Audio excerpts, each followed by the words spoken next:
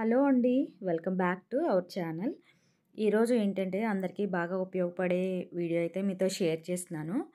రెగ్యులర్‌గా ఏంటంటే నైట్ మనం మిగిలిపోయిన అన్నం ఉంటే పొద్దున్న పులిహోర తాలింపు వేయడం గానీ, లేదు పెరుగన్నం మామిడికాయ నంచుకొని తినడం గానీ అలా చేస్తూ ఉంటాం కదా!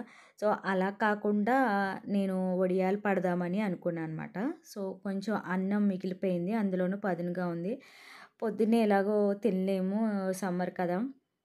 సో, వడియాలు పట్టేద్దామని చెప్పేసి ఒక మిక్సీ జార్‌లో ఈ రైస్ అంతా వేసేస్తున్నాను. హ్మ్. బాగా పదునుగా ఉందండి. నేను వాటర్ తక్కువేసానమాట. ఇది మళ్ళీ ఉడికించి తినేంత ప్రాసెస్ ఎందుకని చెప్పేసి ఇవి చక్కగా వడియాలు పట్టేద్దాము. అసలు ఎలా వస్తాయో ఏంటో చూద్దాం అని చెప్పేసి నేను ట్రై చేస్తున్నాననమాట. ఇదే ఫస్ట్ టైము. అసలు ఎలా వస్తాయో కూడా నాకు తెలీదు. సో, వస్తే హిట్ అయినట్టు లేదా ఫట్ అయినట్టు మీరే చూద్దురు గానీ అసలు ఎలా వస్తాయి ఏంటనేది. సో, రైస్ మొత్తం ఒక పెద్ద జార్‌లోకి వచ్చింది. కొంచెం రుచికి సరిపడా మనకి సాల్ట్ వేసేస్తున్నాను. ఇప్పుడున్న ఎండలకి ఎంత ఎలా ఎండబెట్టినా ఒక రోజులో ఎండిపోతాయి. సాల్ట్ వేసేసిన తర్వాత దోస బ్యాటర్ కన్సిస్టెన్సీ వచ్చే విధంగా ముందు కొద్దిగానే వాటర్ వేసుకోండి. కొంచెం బాగా మెత్తగా గ్రైండ్ చేసుకొని ఉంచుకోవాలనమాట. చూసారా? బాగా మిక్సీ పట్టేసాను. కొంచెం గట్టిగా ఉంది బ్యాటర్ అనేది. దీన్ని ఏం చేయాలంటే ఒక సెపరేట్ బౌల్‌లోకి తీసేసుకొని మనకి దోస బ్యాటర్ బాగా లూజ్‌గా ఉంటుంది కదా! అలా చేసుకోవాలనమాట. ఇదైతే నాకు గట్టిగా ఉంది. మరీ దళసరిగా వచ్చేస్తాయి కదా! వడియాలని చెప్పేసి ఒక బౌల్‌లోకి తీసేసాననమాట. యాక్చువల్‌గాను గట్టిగానే ఉంది కదా అని చెప్పేసి చిన్న చిన్న బొడ్డు వడియాలంటారు కదా! అవి పడదామనుకున్నాను. సర్లే నెక్స్ట్ టైమ్ అవి పట్టొచ్చు. ఈసారి ఇలాగా అప్పడాల్లాగా వడియాలు పట్టొచ్చు అని చెప్పేసి ఒక చిల్లీ ఫ్లేక్స్ కొంచెం అంటే చిల్లీ ఫ్లేక్స్ అంటే ఎండుమిరపకాయలు చిన్న చిన్న ముక్కలుగా కట్ చేసి వేసేసుకొని ఒక స్పూను జీలకర్ర వేస్తున్నాను. అండ్ ఉంటే కొత్తిమీర లేదా కరివేపాకు కూడా వేసేసుకుంటే ఇంకా బావుంటుందనమాట. చాలా బావుంటుంది. మధ్య మధ్యలో స్పైసీగా తగులుతూ చాలా బావుంటుంది. కొంచెం వాటర్ ఏసుకొని ఇంకొంచెం పల్చని చేసుకోవాలనమాట. మరీ పిట్టులాగా ఉంది కదా! అలా కాకుండా కొంచెం జోరుగా ఉండేలాగా దోస బ్యాటర్ జారుతూ ఉంటది కదా!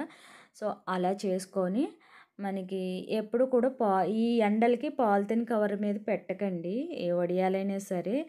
అసలు మనమే ఎండిపోయేలా ఉన్నాము.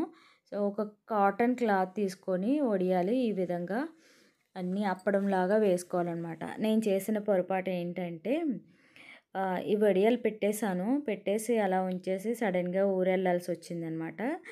సో, ఊరెళ్ళిపోయాను. ఈవినింగ్ చినుకులు పడ్డాయంట. సో, ఇంట్లో తీసేసి అలా ఇంట్లో పెట్టేసి వెళ్ళిపోయాను. అది ఏం జరిగిందంటే వర్షాలు పడిపోయినాయి 2 రోజులు. అలా కొంచెం మెత్తగా ఉండిపోయినాయనమాట. వడియాలైతే నాకు 2 డేస్‌లో ఎండిపోతే గనక పర్ఫెక్ట్‌గా వచ్చేసును. సో, నేను చేశాను ఊరు నుంచి వచ్చిన తర్వాత తిరగేసి కొంచెం వాటర్ చిలకరించి ఎండబెట్టిన క్లాత్ ఉంటుంది కదా! వాటర్ చిలకరించి తీయడానికి ట్రై చేశాననమాట.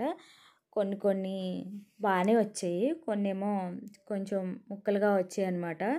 నేను ఊరెళ్ళకుండా ఉండాల్సిందే చక్కగా వడియాల్లాగా వచ్చేవి అనుకున్నాను. చాలా కష్టపడి తీయాల్సొచ్చిందనమాట దాన్ని వడియంలా రావడానికి.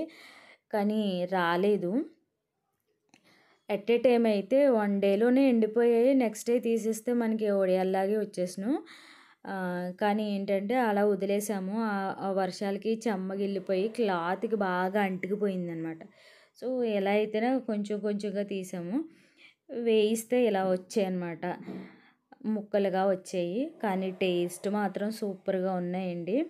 మరి హిట్ అయిందో, ఫట్ అయిందో టేస్ట్ మాత్రం చాలా బాగున్నాయి. నెక్స్ట్ టైం ఇంకా పర్ఫెక్ట్‌గా పట్టి చూపిస్తాను. ఆ రైస్ పాడేసే కంటే ఇది బెటర్ కదా! కొంచెం చిన్న చిన్న వడియాలు పప్పుచారులోకి, చారులోకి ఇవి స్టఫ్ బావుంటాయి కదా!